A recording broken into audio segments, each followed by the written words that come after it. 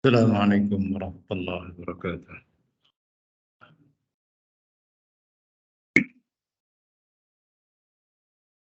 Innal hamdalillah nahmaduhu ta'ala wa nasta'inuhu wa nastaghfiruh wa na'udzu billahi min shururi anfusina wa min sayyiati a'malina. May yahdihillahu fala mudilla lahu wa may yudlil fala hadiya lahu. Asyhadu an la ilaha illallah wahdahu la syarika lahu wa asyhadu anna Muhammadan 'abduhu wa rasuluhu la nabiyya ba'dah. Salawatu Rabbi wa salamuhu ala nabiyina Muhammadin wa ala alihi wa sahbihi wasallam tasliman majida wa ba'd. Ma'asyiral muslimin ibadallah, kembali kita membaca Ushulul Thalathah karya dari Al-Imam Al-Mujaddid Syekhul Islam Muhammad ibn Abdul Wahhab ibn Sulaiman At-Tamimi An-Najdi rahimahullah ta'ala. Dan kita masih membaca tafsir dari apa yang beliau sebutkan sebagai syahadah an la ilaha illallah wa anna Muhammadar Rasulullah dalam perkara bagian dari arkanul Islam. Sebab sebagaimana sudah kita ketahui, ucapan beliau dalam perkara ini adalah fa'arkanul Islam khamsah. Dan yang namanya rukun dalam Islam itu adalah ada 5 perkara. Syahadatu an la ilaha illallah, persaksian tidak ada yang berhak diibadahi melainkan hanya Allah, wa anna Muhammadar Rasulullah, dan Nabi kita Muhammad adalah utusan Allah, wa iqamus shalah, menegakkan salat, wa ita'uz zakat, membayar zakat, wa shaum Ramadan, beribadah di bulan Ramadan, berpuasa, wa hajjul bait, dan berhaji ke Baitullah. Ini arkanul Islam, dan sudah banyak kita pahami dan pelajari, akan tetapi secara makna butuh penjelasan. Jangan sampai kita hafal seperti anak-anak TK atau anak SD, tapi secara makna kita tidak mengerti apa itu syahadat. Nanti akan di depan akan dijelaskan secara pelan namun rinci oleh beliau, yakni Syekh Fauzan, yang kita nukilkan dari penjelasannya tentang perkara ini. Dalil dari syahadat sebagian dari arkan yang pertama, rukun yang pertama adalah apa yang kita telah baca dalam sekian pertemuan tentang persaksian Allah Subhanahu wa taala, persaksian malaikat dan para pembawa ilmu, ulul ilm, pembawa ilmu atau yang memiliki ilmu, yang mereka mempersaksikannya dengan qaiman bil qis, yang mereka qaiman bil qis, tegak dengan keadilannya. Itulah penjelasan kita dalam sekian pertemuan, apa itu malaikat dan apa itu ulul ilm dan apa yang menjadi persaksiannya. Dan persaksian seperti inilah yang kita butuhkan dari para ulama tentang hakikat dari tauhidullah, makna dari la ilaha illallah agar umat terbimbing. Jangan sampai kemudian kita khawatir atau para ulama itu tidak memiliki kekhawatiran walaupun ditinggal oleh para pengikutnya, ya, ditinggal para pengikutnya. Karena ada ketidakjujuran. Di tengah-tengah masyarakat kita sudah demikian masif, tidak tahunya, tidak bisa membedakannya antara tauhid dan syirik. Akibatnya orang merasa ragu, ya kalau saya sampaikan masalah ini nanti orang lari, tidak mau lagi belajar, tidak mau lagi mendekat orang-orang itu menunjukkan tidak qaiman bil qais, tidak memiliki kasih sayang kepada umat. Justru seseorang yang memiliki kasih sayang kepada umat, peduli kepada umat, jelaskan dengan sejelas-jelasnya. Ini yang dibawa oleh Rasulullah SAW tentang dakwah. Justru umat dijauhkan dari perkara ini, ditakut-takuti. Ini akidahnya Wahabi. Ini akidahnya, ajarannya. Sampai kita tidak habis pikir seperti apa. Seakan-akan ada momok yang menakutkan. Wahabi itu sekelompok garis keras yang gampang mengkafirkan, gampang mengeluarkan manusia dari keislaman. Dan seperti itu kita tidak tahu apa yang dimaksud dengan Wahabi. Yang kita tahu ajaran-ajaran yang dibawa oleh para ulama, dari para imam terdahulu sebelum kita, sebelum dari umat ini yang ada. Mulai dari para sahabat, bagaimana amaliah para sahabat untuk mempertahankan tauhid dan menjauhkan manusia dari kesyirikan. Bayangkan kalau pohon yang dulu Umar ibn Khattab mendapati manusia berkumpul di sana, sholat di sana, etikaf di sana, dibiarkan. Apa yang akan terjadi dengan umat ini? Karena ketika didapati manusia sedang berkumpul di pohon-pohon itu, pohon namanya Baitur, satu pohon di mana Rasulullah SAW dulu membaiat manusia ya, untuk membela Utsman bin Affan. Ini peristiwanya dalam peristiwa perjanjian Hudaybiyah. Makanya orang perlu baca sejarah gitu kan. Perlu baca sejarah bagaimana peristiwa itu diruntuh. Begitu perhatiannya para ulama pada masa itu, para pemimpin umat pada masa itu. Tidak boleh ada satu celah pun di mana manusia akan melakukan amaliyah kekufuran, kesyirikan. Kata orang-orang itu dulu Rasulullah SAW berbaiat di sana, membaiat manusia di sana. Apa yang mereka lakukan dengan sholat itu? Sudah datang waktu sholat? Belum.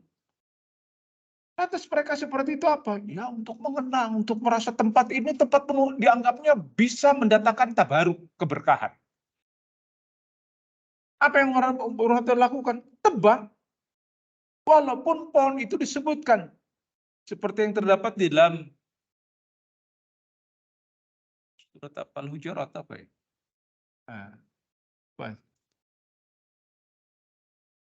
Id yubayyi'unaka tahta syajarah. Tatkala engkau membaiat mereka di bawah pohon. Di zaman Umar Khattab pohonnya masih ada. Pohon masih ada. Oh. Umar bin Khattab radhiyallahu taala anhu, penjaga umat ini, tidak mau ambil resiko, tebang pohon tersebut. Bayangkan kalau terjadi sekarang ini. Ada pohon yang dulu Rasulullah SAW berbaiat, membaiat umat saat itu, kemudian ditebang. Nyinyirnya luar biasa. Wah, dinyinyiri luar biasa.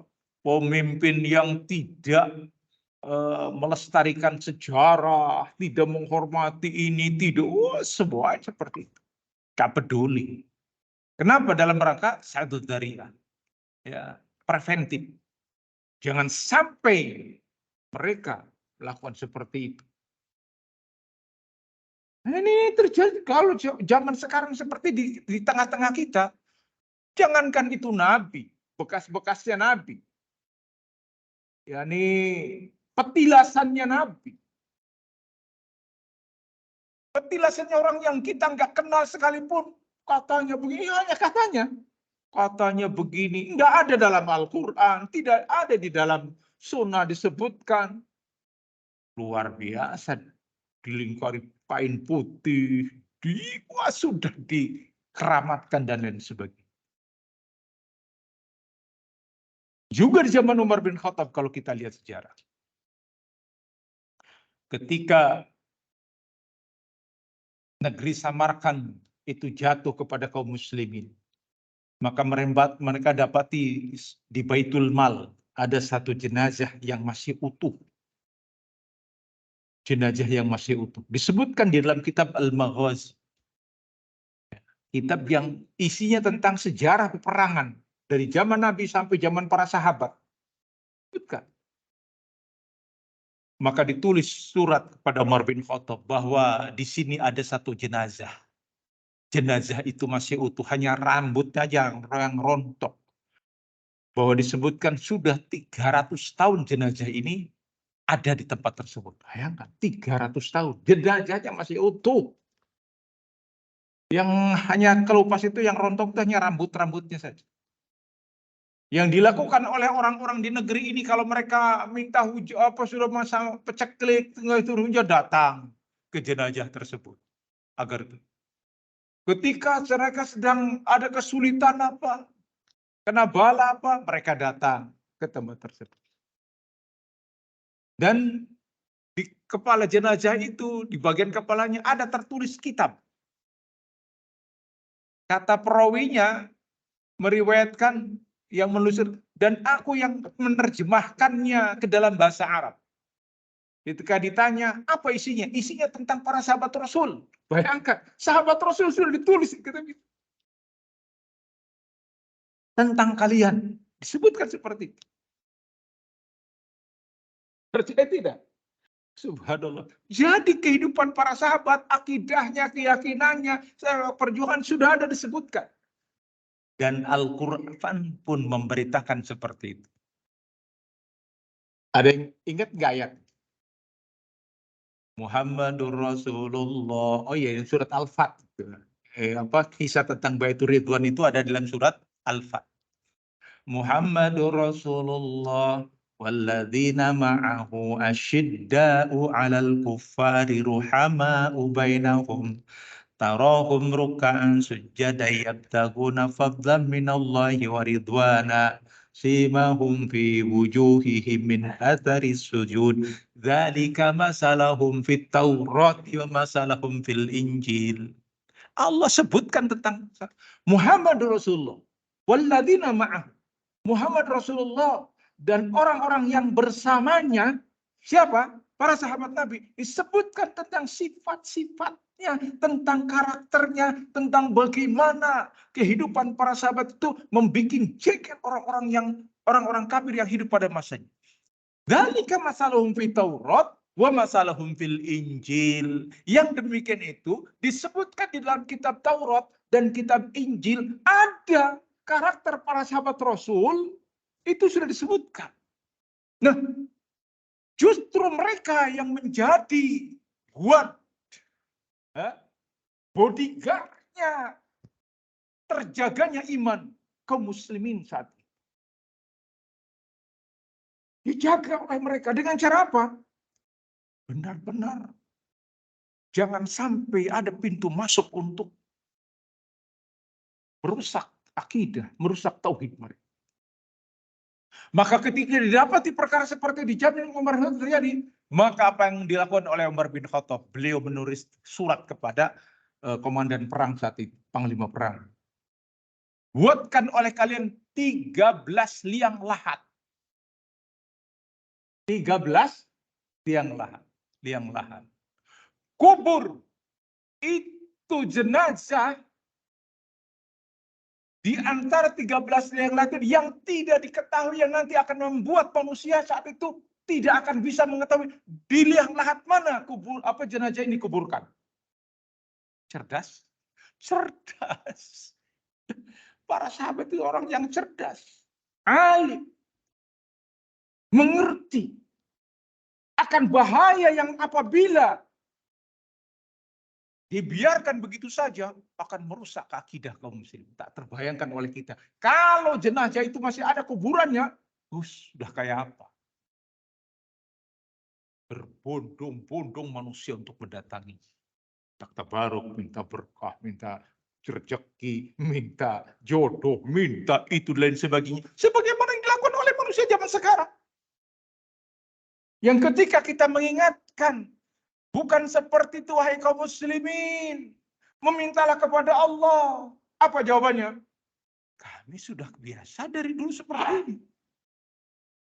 Kami tidak menyembah kepada sana, tapi kami minta kepada Allah hanya melalui jenazah ini. Kami meminta kepada Allah. Karena yang jenazah orang soleh, seorang nabi. Memang disebutkan bahwa itulah nabi. Dalam riwayat disebutkan Nabi Daniel. Ya, alasan orang sekarang sama dengan orang musyrikin dulu. Maka apa salahnya kalau kita mengingatkan, wahai kaum muslimin, jangan seperti itu. Maka kita tampil umat Islam, para dai, duat yang qaimam bil qist, tegak dengan dalil, tegak dengan kejujurannya, maka akan muncul celaan-celaan. Gampang-gampang, menggampang-gampangkan, menuduh-nuduh dan lain sebagainya. Inilah ma'asyiral muslimin kepada Allah, perkara yang kita semuanya menyadari bahwa ini tantangan berat. Maka jangan berkecil hati. Selama kita di atas jalan apa yang telah dulu Rasulullah SAW melakukannya, para sahabat melakukannya, insya Allah itu jalan keselamatan. Tinggal pertanyaannya adalah, apakah betul jalan itu jalan yang ditapaki oleh Nabi atau bukan? Kalau iya, maka kita ikut. Ikut. Jangan bersedih hati. Jangan berkecil hati. Karena tujuan menyeru kepada umat itu bukan untuk pribadi. Bukan untuk golongan. Bukan untuk orang pro, apalagi untuk urusan keduniawian.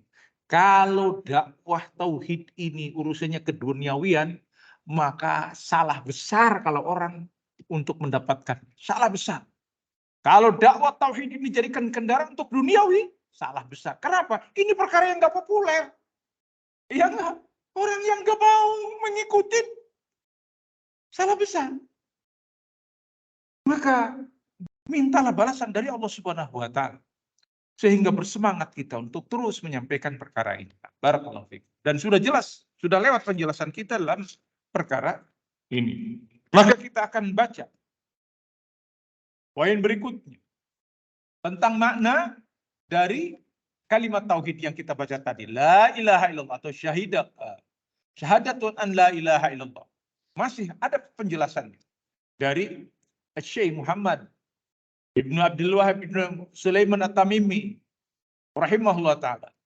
Kata beliau, wa maknaha, dan makna dari asyhadu alla ilaha illallah, itu maknanya. Maknanya adalah kata beliau, la ma'buda bihaqqin illallah. Tidak ada yang berhak untuk diibadahi melainkan hanya Allah. Itu maknanya. Jadi kalau ada orang bersyahadat, saya bersaksi, asyhadu alla ilaha illallah, maka dia harus memahami maknanya. Maknanya adalah tidak ada yang berhak untuk diibadahi.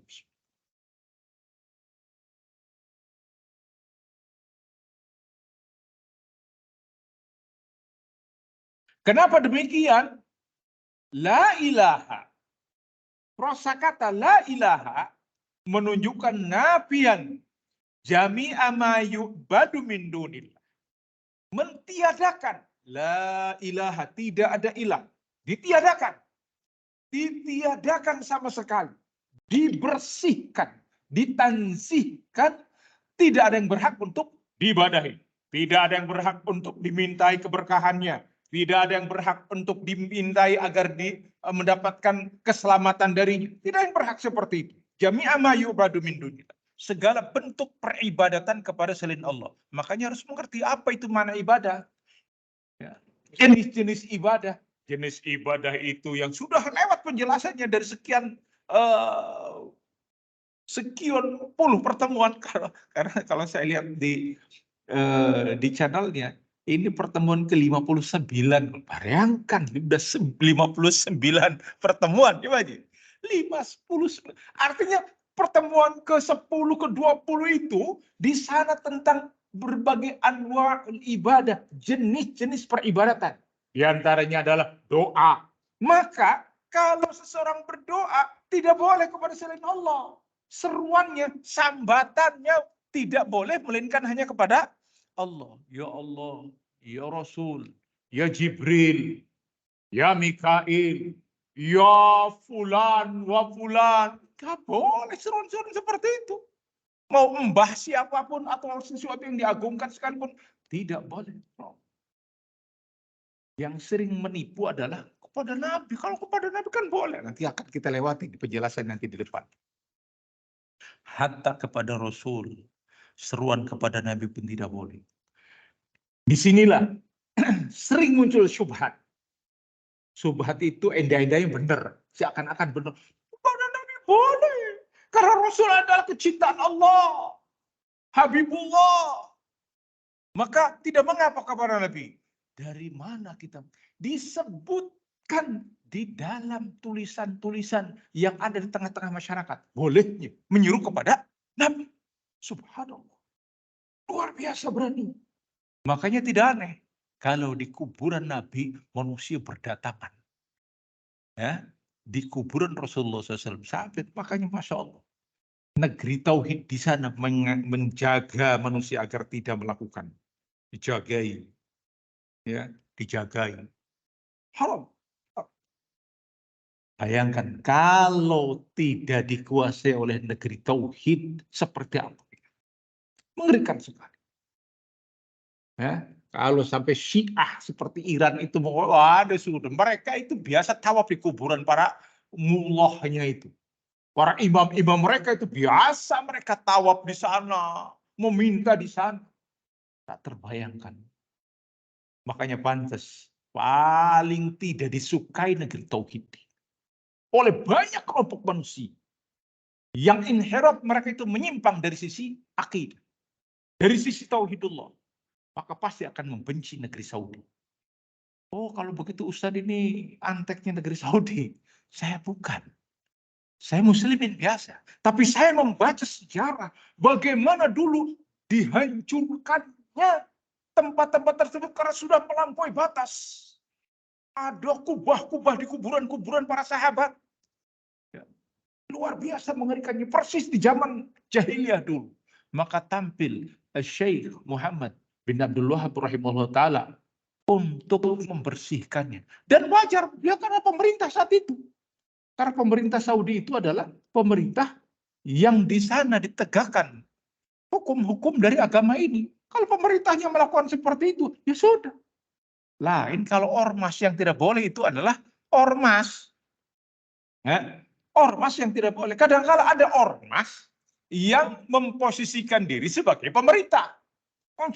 Sampai kemudian menurut ormas ini tidak sesuai dengan kemauannya dan juga dengan keyakinannya, maka segala bentuk kajian-kajian, walaupun itu menjelaskan tentang Al-Quran dan Sunnah sekalipun, nggak peduli, dibubarkan.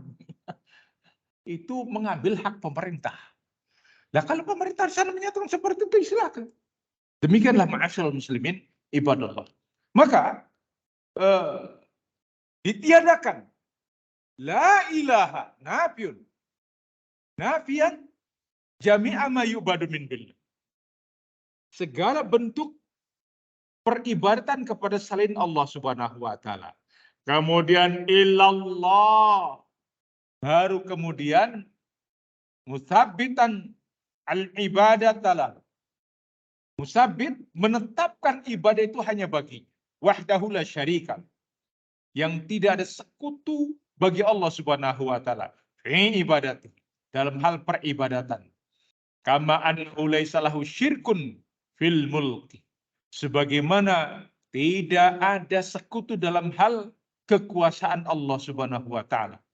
Sehingga makna la ilaha, tidak ada sembahan, tidak ada yang berhak diibadahi. Apakah itu berdoa, apakah itu berharap, apakah itu istighosah, apakah itu isti'anah dan segala bentuk peribadatan, illallah, kecuali hanya untuk Allah. Ini ditiadakan.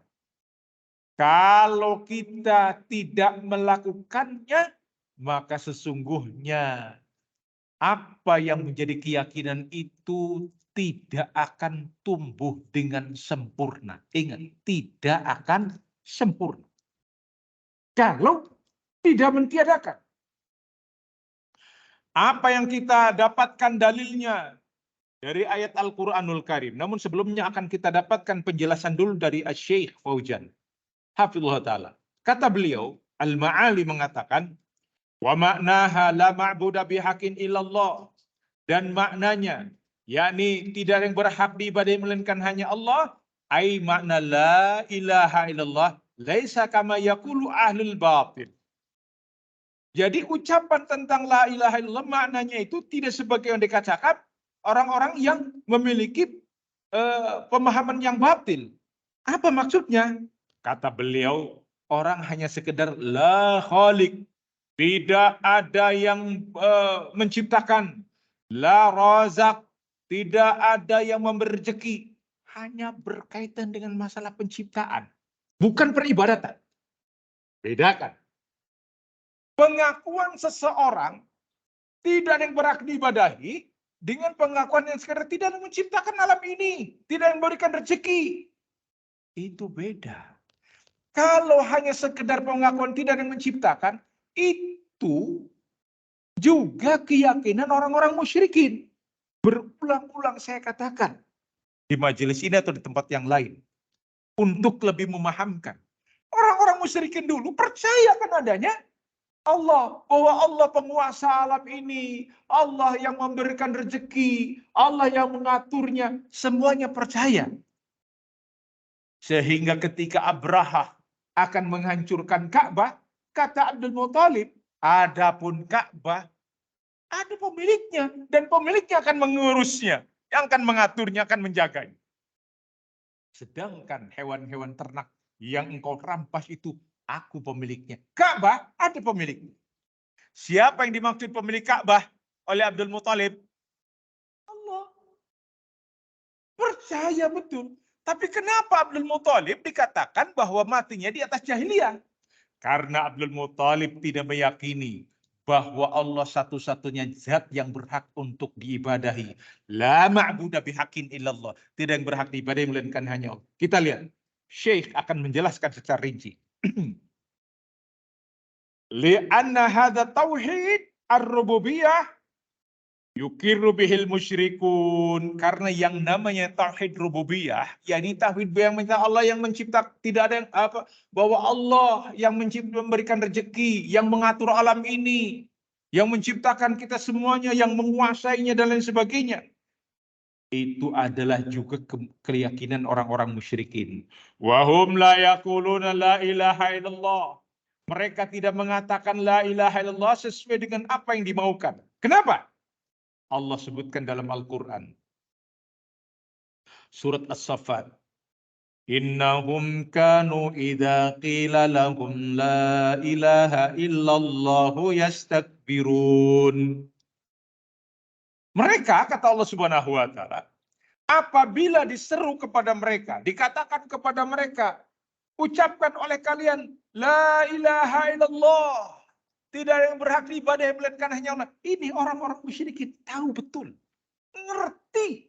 Yang dimaksud dengan la ilaha illallah itu la ma'bud. Tidak yang berhak untuk diibadahi. Bukan la roza, la khaliq. Bukan. Tahu. Makanya ketika Rasulullah SAW menyeru musyrikin Quraisy di Bukit Sofa, kata Rasulullah, qulu la ilaha illallah tuflihu. Ucapkan oleh kalian wahai Quraisy, la ilaha illallah tuflihu. Kalian akan selamat. Tahu betul yang dimaukan oleh Nabi adalah ucapan ini. Mentiadakan sesembahan. Makanya kata Abu Lahab datang, ya Muhammad, alihada jama'atan. Wahai Muhammad, untuk ini kau kumpulkan kami semuanya, habban laka, silakan kau. Kapan itu? Ketika Rasul menyerukan la ilaha illallah. Lihat. Maka apa yang mereka katakan ketika Rasulullah SAW menyerukan yastakbirun, mereka menyombongkan diri. Wa yaquluna inna latariku alihatina li syairi majnun. Seraya mereka mengatakan, apakah kita akan meninggalkan sesembahan-sesembahan kami?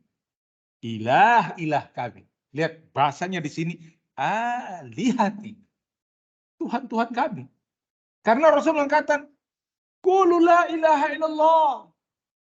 Atau dia dikatakan kepada mereka, la ilaha illallah. Artinya tidak ada ilah. Tidak ada, oleh karena harusnya ditiadakan.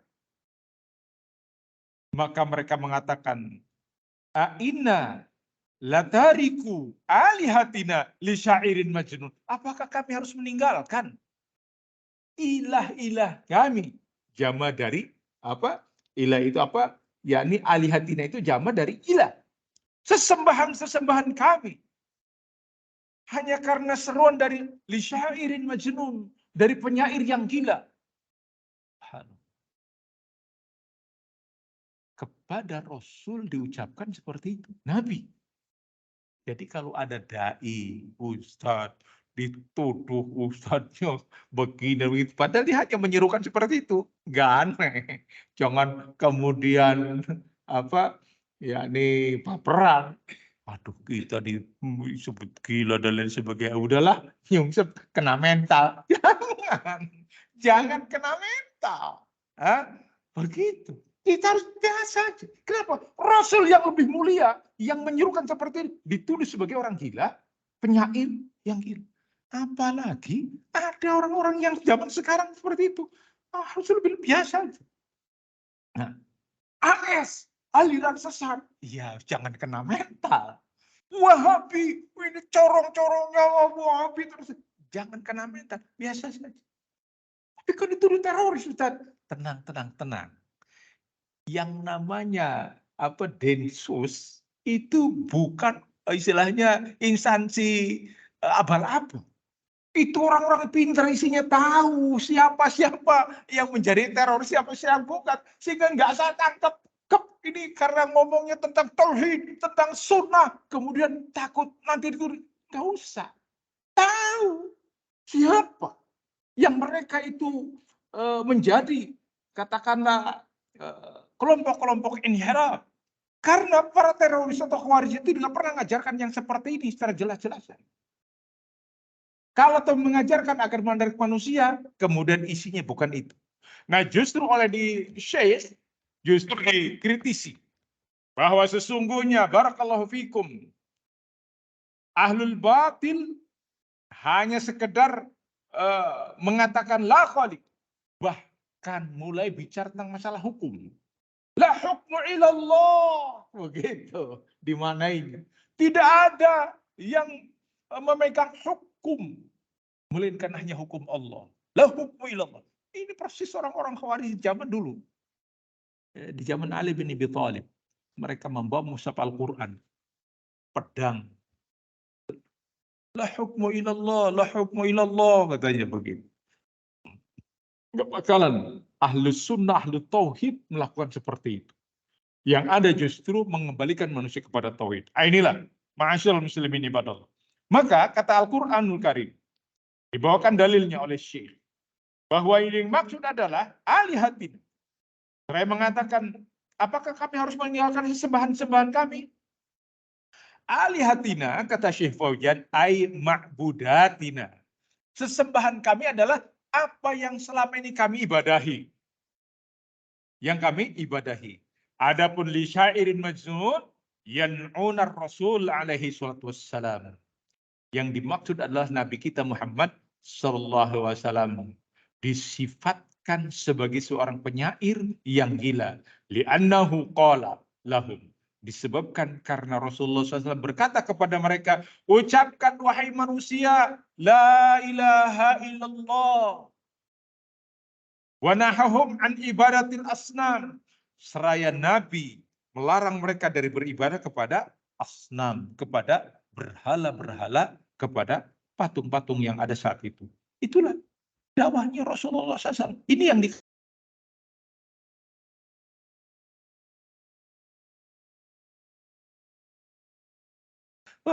kalau hanya sekedar Allah yang menciptakan, Allah yang mengatur, Allah yang apa yang ada pada manusia itu belum dikatakan bertauhid. Berbeda dengan apa yang pernah saya lihat sendiri di YouTube-nya imam besar katanya umat Islam. Orang yang sudah meyakini bahwa ada Allah, bahwa Allah yang menciptakan, itu sudah bertauhid. Bertauhid.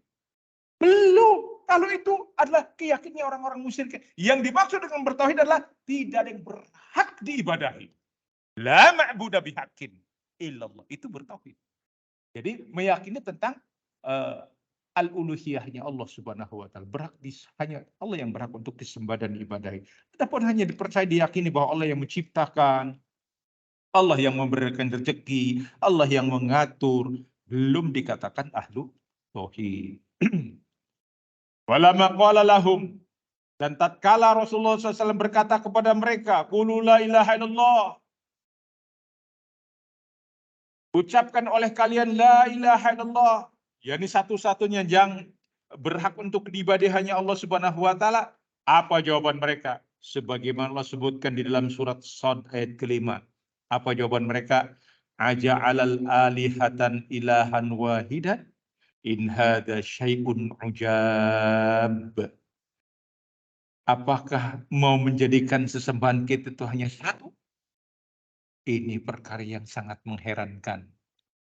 Perkara yang sangat mengherankan. Kata mereka, orang-orang musyrikin.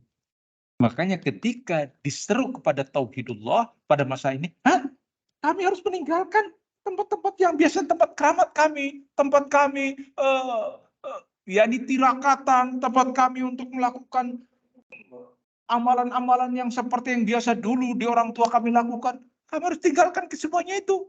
Ini benar-benar Wahabi. Onisnya stempelnya plak Wahabi, selesai. Subhanallah. Nah, sungguh ini adalah perkara yang kita kasihani dari umat ini. Betapa butuhnya ilmu tentang tauhid. Sebagaimana yang sudah saya ingatkan bahwa terkadang urusan-urusan seperti ini tidak banyak diketahui oleh manusia, walaupun mungkin orang alim, ya bahkan sudah sangat tinggi strata pendidikannya, tetap saja mereka tidak mengerti, tidak paham. Makanya pantas Rasulullah SAW ketika berpesan kepada Mu'adz bin Jabal ketika dia akan datang ke negeri Yaman, ya, kata Rasulullah SAW, innaka ta'ti qauman min ahlil kitab.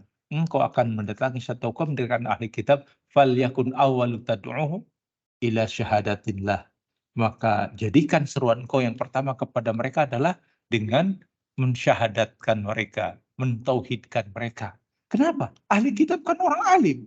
Ya, walaupun orang alim terkadang dalam sisi ini tersamarkan tentang ilmu tentang tauhidullah. Maka tidak aneh kalau misalkan ada orang yang dianggap alim, bahkan paling alim nggak ngerti. Ya, sering beberapa kali saya katakan urusan peris, urusan ya kan biasa kayak orang punya HP, kayak punya ATM. Ini salah besar. Alim orang dianggap paling alim.